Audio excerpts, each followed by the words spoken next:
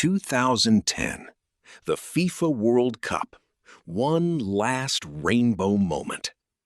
Who can forget the throngs of people chanting Nelson as Mandela entered the stadium to congratulate the Springboks on their victory?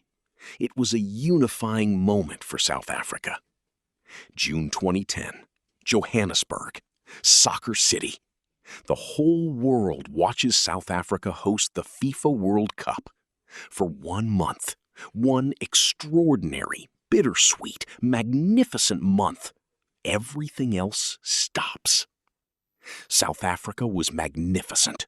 The stadiums, the organization, the warmth, the vuvuzelas, which the rest of the world found maddening and which South Africans consider a perfectly reasonable musical instrument.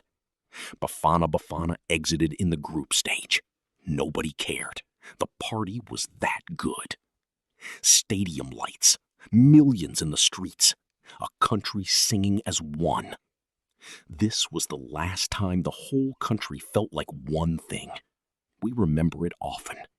2013. Mandela dies. 5 December 2013. Nelson Rolihlahla Mandela died on December 5, 2013. He was 95 years old. The world stops. Every head of state on earth comes to Johannesburg for the memorial. At Mandela's own memorial service, the crowd booed the sitting president. The contrast was so enormous, the man being buried and the man sitting in his chair, that even the polite fiction of the occasion could not contain it. Mandela's face on screen, that smile, hold it. The narrator's voice drops. He left us a constitution. He left us a flag. He left us the idea that this country, cracked, complicated, unfinished, was worth fighting for. What we did with it after he left was on us. 2014 to 2018. Nkandla and state capture, the full rot.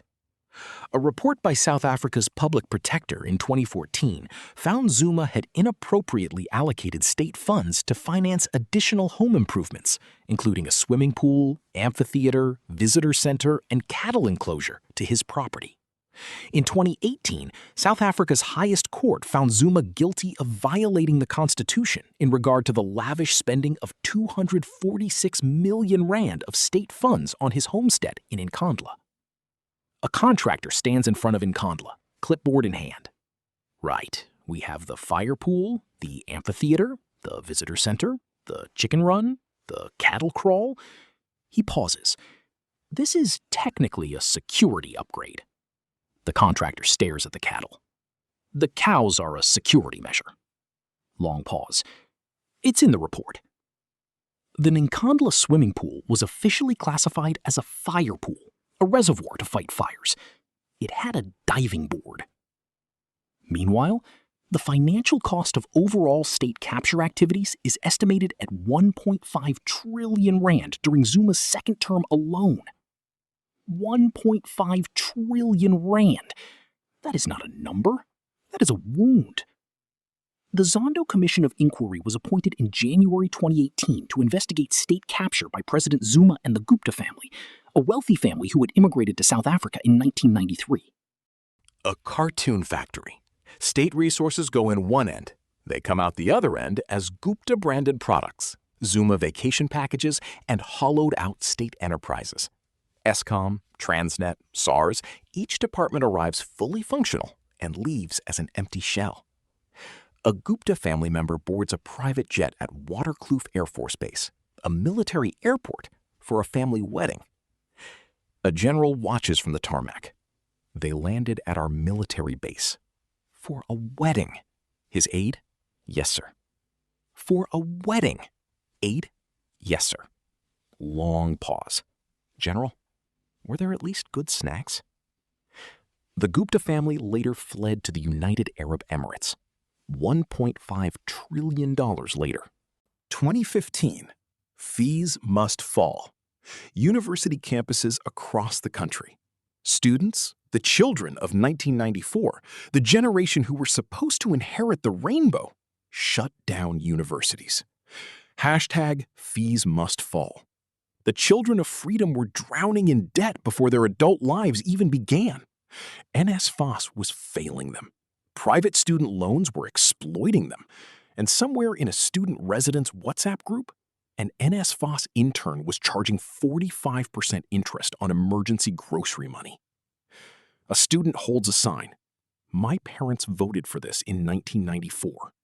She's 20 years old. She is exhausted.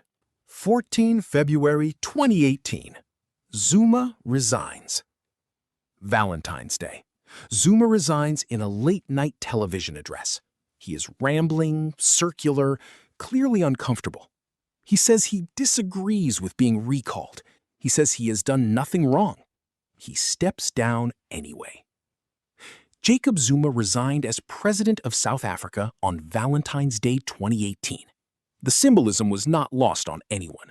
South Africa had been in an abusive relationship. It was finally over. Confetti. Small celebrations in living rooms and taverns and outside the union buildings.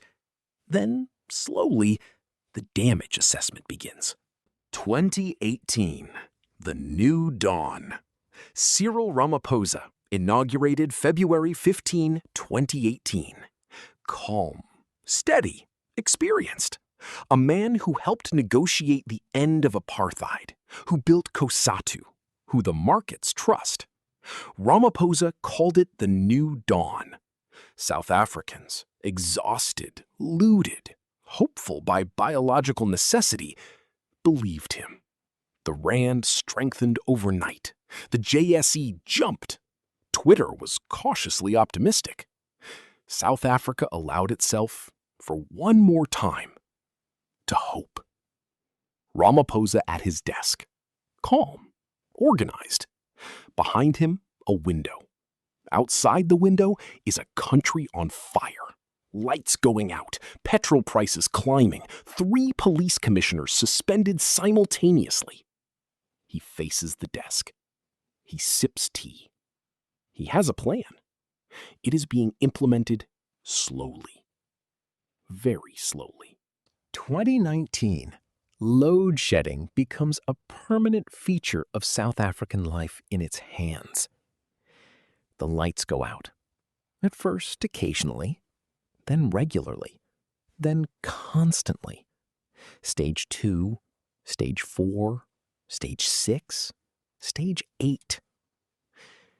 Eskom, the state power utility that holds every South African's quality of life in its hands, and which spent the Zuma years being systematically looted, mismanaged, and hollowed out until it could no longer reliably do its one job: produce electricity.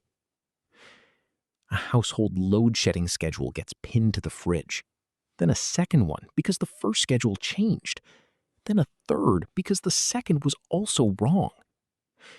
The family develops elaborate systems around it. Charge everything at 3 a.m., cook during the window, keep the inverter topped up, don't open the fridge during stage 6. South Africans became, by necessity, the most load-shedding adapted people on Earth. Entire industries formed around generators, inverters, solar panels. People planned weddings, surgeries, and braais around the schedule. Children grew up thinking the power going out was normal. For them, it was. A child does homework by candlelight. She asks her mother, "Why does the light go off?" Mother, "Because of Eskom." Child, "Why does Eskom not work?" Mother, "Because of Zuma." Who is Zuma? The mother pauses for a very long time. When Zuma was imprisoned for contempt of court in July 2021, his supporters blocked roads and burned infrastructure. What began as political protest became the most serious civil unrest since the end of apartheid. Over 300 people died, 50 billion rand in damage, whole shopping centers burned, supply chains collapsed.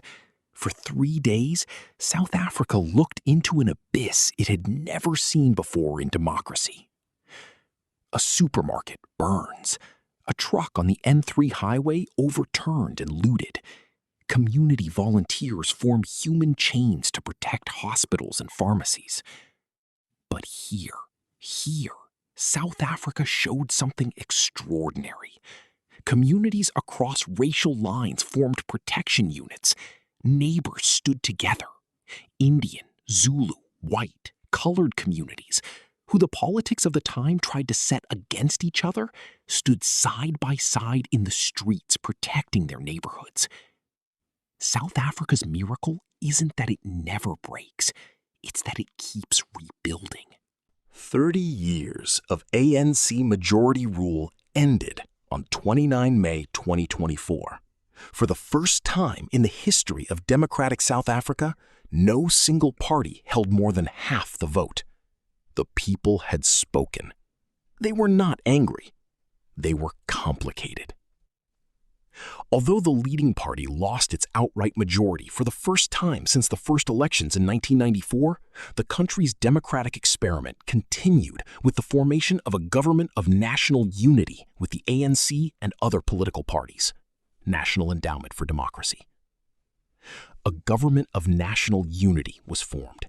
The ANC and the DA, historic enemies, sat at the same cabinet table. Julius Malema, who had spent a decade screaming for expropriation without compensation, was now the official opposition to a coalition he was not part of. Malema watches the GNU form on TV from his living room. He turns to his aide. They didn't invite us.